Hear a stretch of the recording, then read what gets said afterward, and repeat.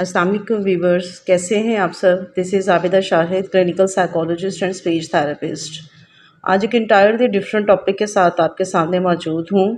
आज की जो वीडियो है ये सोशियोलॉजी की सब्जेक्ट के हवाले से मैं बना रही हूँ।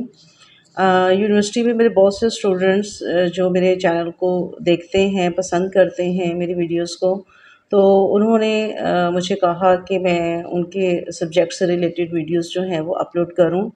तो बस इसीलिए ये वीडियो बना रही हूँ। इसमें जो है सोशियोलॉजी से रिलेटेड जो इम्पोर्टेंट क्वेश्चंस हैं कोर्स आउटलाइन के, उनको इंशाल्लाह हम डिस्कस करेंगे। बट वीडियो स्टार्ट करने से पहले आप अगर चैनल पर नए हैं तो चैनल को सब्सक्राइब कर दीजिए, बेल आइकन को प्रेस कर दीजिएगा ताकि हर नई आने वाली वीडियो को आप सबसे पहले देख सकें। वीडियोस को लाइक करके शेयर करना हरगिज़ मत भूला करें ताकि दूसरे लोग भी इससे इस्तिफ़ादा हासिल कर सकें। तो चलते हैं अपनी वीडियो की तरफ। आज हम सोशियोलॉजी के जिस चैप्टर को डिस्कस कर रहे हैं वो स्टेटस एंड रोल है। सबसे पहले हम स्टेटस देखेंगे कि स्टेटस जो है वो बेसिकली क्या होता है। स्टेटस की जो टर्म है ये सोसाइटी में जब इसको इस्तेमाल किया जाता है इस टर्म को, तो ये बेसिकली सोसाइटी में, ग्रुप में, किसी कल्चर में किसी पर्सन को बाकी लोगों से एक अलग हैसियत देने के लिए इस टर्म को इस्तेमाल किया जाता है।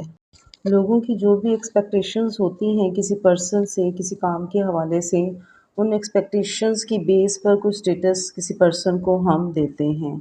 एक सोसाइटी में रहते हुए एक पर्सन जो रोल प्ले कर रहा होता है, वो जितना अच्छा रोल प्ले करता है उसके अकॉर्डिंगली उसका स्टेटस जो है वो जो है उसे कोई ना कोई लेबल किया जाता है।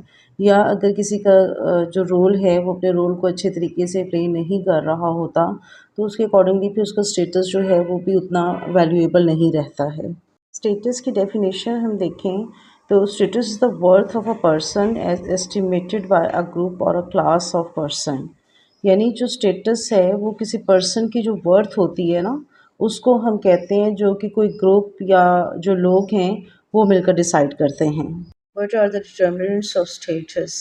अब स्टेटस को जो है वो डिसाइड करने वाले सोसाइटी में रहते हुए कौन से अवामिल हो सकते हैं, उनके बारे में हम डिस्कस कर लेते हैं। एक सोसाइटी में रहते हुए एक पर्सन को जब स्टेटस दिया जाता है तो उसके पीछे बहुत सारी चीज़ें होती हैं। उस पर्सन की जो है वो उसकी बर्थ हो गई, उसका वेल्थ, उसका ऑक्यूपेशन, पॉलिटिकल पावर, वो किस ख़ानदान से ताल्लुक़ रखता है, किस जो है फैमिली से बिलोंग करता है, उसकी पर्सनल ट्रेट्स क्या हैं। मतलब ये तमाम चीज़ें मिलकर डिसाइड करती हैं कि हम किसी पर्सन को क्या स्टेटस देंगे। और सम टाइम उसकी एक या एक से ज़्यादा जो उसकी क्वालिटीज़ होती हैं, उसकी जो ट्रेट्स होती हैं पर्सनालिटी की, वो मिलकर डिसाइड करती हैं कि इस पर्सन को हम क्या स्टेटस देंगे।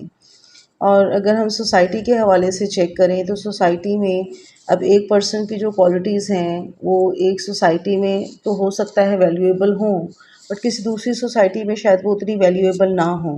तो जो भी हम स्टेटस किसी पर्सन को देते हैं वो ग्रुप टू ग्रुप या सोसाइटी टू सोसाइटी जो है वो वेरी करता है कि हम किसी पर्सन को जो स्टेटस दे रहे हैं उसके पीछे क्या क्या अवामिल हैं, वो सारे इन चीज़ों पर डिपेंड करते हैं। स्टेटस की टाइप्स की बात कर लेंगे हम कि स्टेटस की कितनी टाइप्स हैं। बेसिकली ये दो टाइप्स होती हैं स्टेटस की, एक अस्क्राइब्ड स्टेटस और दूसरा अचीव्ड स्टेटस। अस्क्राइब्ड स्टेटस जो है उससे मुराद एक ऐसा स्टेटस है जो कि बाय बर्थ एक पर्सन को मिल जाता है। उसमें उसका अपना कोई इख्तियार नहीं होता है, ये इनवॉलंटरी होता है कि पर्सन चाहे ना चाहे ये स्टेटस उसको मिल जाता है और ये बाय बर्थ ही उसको ये स्टेटस दे दिया जाता है। इसमें जो चीज़ें आ जाती हैं उसमें सबसे पहले सेक्स है, यानी जो एक पर्सन की सेक्स है वो बाय बर्थ ही उसको डिसाइड हो जाता है और इवन बिफोर बर्थ डिसाइड हो जाता है कि एक पर्सन जो है उसके सेक्स मेल होगा या फीमेल होगी। उसके बाद उसकी एज हो जाती है। अब एज के अकॉर्डिंगली उसको जो स्टेटस मिलता है, किसी फैमिली में कोई शख्स बड़ा है या छोटा है, बाय बर्थ उसको ये स्टेटस मिल जाता है। लाइक कोई पर्सन जो है अपनी फैमिली में बड़ा है तो उसको अपनी फैमिली में जो है वो एक बड़े भाई, बड़ी बहन होने का स्टेटस मिल जाता है। कोई छोटा है तो उसको छोटे भाई, छोटी बहन होने का स्टेटस मिल जाता है। ये उसकी एज की वजह से ये स्टेटस बाय बर्थ जो है उसको मिल जाते हैं। शिप यानी एक पर्सन जिस फैमिली में पैदा होता है उसमें उसके जो रिश्ते होते हैं, लाइक उसके पेरेंट्स, उसके भाई बहन, उसके फर्दर जितने भी रिश्ते हैं, ये सारे रिश्ते उसको बाय बर्थ ही मिल जाते हैं। और फिर सोसाइटी में उसका जो स्टेटस होता है वो इन्हीं रिश्तों की वजह से ही बनता है। यही रिश्ते उसकी पहचान बनते हैं और उसका जो स्टेटस है इन रिश्तों की वजह से होता है। उसके अलावा जो अदर बेसिस हैं लाइक कि सेक्स, एज और किनशिप के अलावा और बहुत सारे ऐसे स्टेटस होते हैं जो पर्सन को बाय बर्थ ही मिलते हैं, लाइक उसकी जो ज़ात होती है, उसका जो रिलीजन होता है, उसका जो नेशनल स्टेटस होता है, उसका जो इकोनॉमिकल स्टेटस होता है, ये वो तमाम चीज़ें हैं जो बच्चे को बाय बर्थ ही ये स्टेटस उसको मिलते हैं। और इन स्टेटस को अडॉप्ट करने में उसका अपना कोई इख्तियार नहीं होता, बल्कि इसको ये इनवॉलंटरी सारे स्टेटस जो हैं ये मिलते हैं बाय बर्थ। और इन तमाम स्टेटस जो हैं इनको हम अस्क्राइब्ड स्टेटस बोलते हैं। सेकंड जो टाइप है इसकी वो है अचीव्ड स्टेटस। अचीव्ड स्टेटस जैसे कि इसके नाम से ही ज़ाहिर है एक ऐसा स्टेटस है जिसे एक पर्सन अपनी मेहनत से, अपनी लगन से, अपनी विल पावर से और अपनी एफ़र्ट से जो है वो अचीव करता है और सोसाइटी में कोई नाम, कोई अपना मकाम बनाता है। ऐसे स्टेटस को हम अचीव्ड स्टेटस कहते हैं। अचीव्ड स्टेटस जो है इसकी इम्पोर्टेंस बहुत ज़्यादा है। अब किस हवाले से इसकी इम्पोर्टेंस है कि देखिए एक सोसाइटी में रहते हुए कोई भी पर्सन जो है उसकी क्या हैसियत होती है, क्या स्टेटस होता है, ये वो पर्सन खुद नहीं डिसाइड करता है। ये उसने अपनी मेहनत से, अपनी लगन से डिसाइड करना होता है। अब इसकी एक एग्ज़ाम्पल मैं अगर आपको दूँ तो सोसाइटी में देखें हर कोई जो है वो सोने का चम्मच मुँह में लेकर पैदा नहीं होता है, ठीक है? लेकिन हर पर्सन की ख्वाहिश होती है कि वो सोसाइटी में रहते हुए एक अच्छा स्टेटस इख्तियार करे, उसके पास दौलत हो, उसके पास नाम हो, शोहरत हो, ये तमाम चीज़ें उसके पास हों। अब इन तमाम चीज़ों के लिए सोसाइटी में रहते हुए जब वो मेहनत करता है, जब वो काम करता है, जब वो इस सब चीज़ों के लिए कोशिश करता है, तो वो मकाम हासिल कर लेता है जो कि वो करना चाहता है। तो ये उसके लिए बड़ा ज़रूरी होता है, बहुत इम्पोर्टेंस होती है इस चीज़ की कि वो किस तरीके से सोसाइटी में रहते हुए उसकी जितनी भी जो उसको हर्डल्स आती हैं उनको फेस करते हुए वो अपना एक स्टेटस जो है वो मेंटेन करता है और अपने स्टेटस को एंटायरली चेंज कर लेता है इवन। तो ये इस तरह की जो कोशिशें हैं उनको हम अचीव्ड स्टेटस कहते हैं। हम बात कर लेते हैं रोल की कि रोल जो है वो बेसिकली क्या होता है। देखिए एक सोसाइटी में रहते हुए एक पर्सन जो है वो एट अ टाइम बहुत से रोल प्ले कर रहा होता है। लाइक वो घर में है तो वो एक फादर, मदर, ब्रदर, सिस्टर, सन, डॉटर ये रोल प्ले कर रहा होता है। जब वो अपने घर की चारदीवारी से बाहर आता है तो सोसाइटी में उसका जो सोशल ग्रुप है वहाँ पर वो एक अलग रोल प्ले कर रहा होता है। जहाँ पर वो उसका इंस्टीट्यूट्स होते हैं, जो उसकी ऑर्गनाइज़ेशंस होती हैं, हर जगह वो एक डिफरेंट रोल प्ले कर रहा होता है। और एक पर्सन के लिए ये बहुत ज़रूरी होता है कि वो जो भी रोल प्ले कर रहा है, वो उसको इस तरीके से प्ले करे कि उसकी जो भी उसकी रिस्पॉन्सिबिलिटीज़ हैं, जो भी उसकी टास्क्स हैं, वो उनको अच्छे तरीके से फुलफ़िल कर सके। लिंक्डइन के अकॉर्डिंगली जो स्टेटस है वो बेसिकली वो सोशल और कल्चरल पैटर्न्स हैं जो कि एसोसिएट कर दिए जाते हैं किसी पर्टिकुलर स्टेटस के साथ। यानी एक पर्सन का जो एटीट्यूड है, उसकी वैल्यूज़ हैं, बिहेवियर हैं, उसकी जो भी उसके ट्रेड्स हैं, वो उनकी जो परफॉर्मेंस है उसको हम जो है उसका रोल मेंशन करेंगे, उसके रोल उसको हम बोलेंगे। यानी एक सोसाइटी में रहते हुए एक पर्सन जो है वो एट अ टाइम बहुत से रोल प्ले कर रहा होता है और वो जो रोल प्ले कर रहा होता है वो उस सोसाइटी, उस ग्रुप, उस कल्चर के अकॉर्डिंगली जो भी उस एरिया की, उस सर्कमस्टेंसेस की, उस सिचुएशन की रिक्वायरमेंट्स होती है, वो उनको फुलफ़िल करने के लिए वो रोल प्ले कर रहा होता है। रोल कॉन्फ्लिक्ट जो है ये एक साइकोलॉजिकल स्ट्रेस है जो कि उस वक़्त पैदा होता है जब एक पर्सन एक से ज़्यादा रोल प्ले करते हुए उनको प्रॉपर वे में उनमें बैलेंस कायम ना कर सके। जैसे कि मैंने पहले ज़िक्र किया कि सोसाइटी में रहते हुए हम एट अ टाइम बहुत से रोल प्ले कर रहे होते हैं। लाइक अगर आप अपने पेरेंट्स के साथ बात कर रहे हैं और सेम टाइम में आपका कोई छोटा बहन-भाई आपके साथ बात करता है, तो जब आप पेरेंट्स से बात कर रहे होते हैं, दैट टाइम आप एक डॉटर या सन का रोल प्ले कर रहे होते हैं। बट उसी टाइम जब आप अपने भाई या बहन से बात कर रहे होते हैं, तो आपका रोल चेंज हो जाता है। उस वक़्त आप एक भाई या बहन का रोल प्ले कर रहे होते हैं।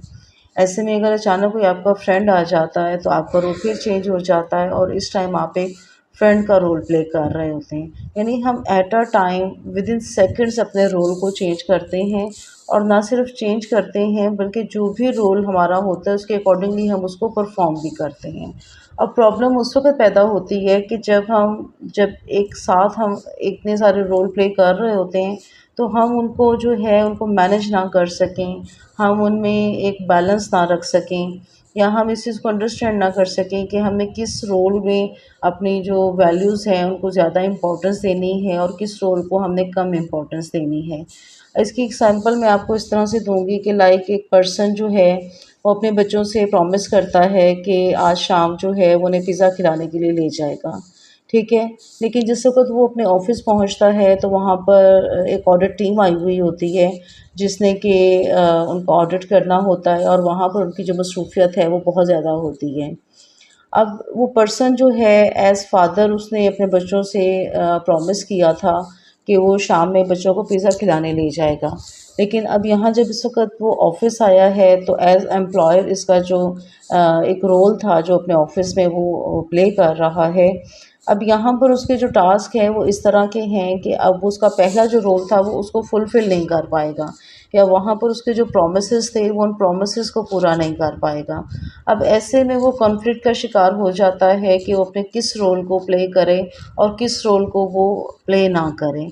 क्योंकि अगर बच्चों से किया हुआ वादा वो पूरा नहीं करता, तो उसके बच्चे नाराज़ हो जाएँगे, और अगर वो ऑफ़िस में उसका जो रोल है उसको प्रॉपर वे में प्ले नहीं करता, तो उसके लिए जॉब की जो है वो हर्डल्स बन सकती हैं।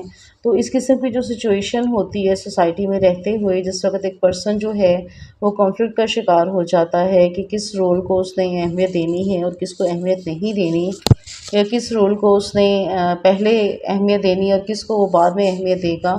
इन तमाम चीज़ों को जब वो डिसाइड नहीं कर पाता, तो ऐसे में हम उसको फिर रोल कॉन्फ्लिक्ट बोलते हैं।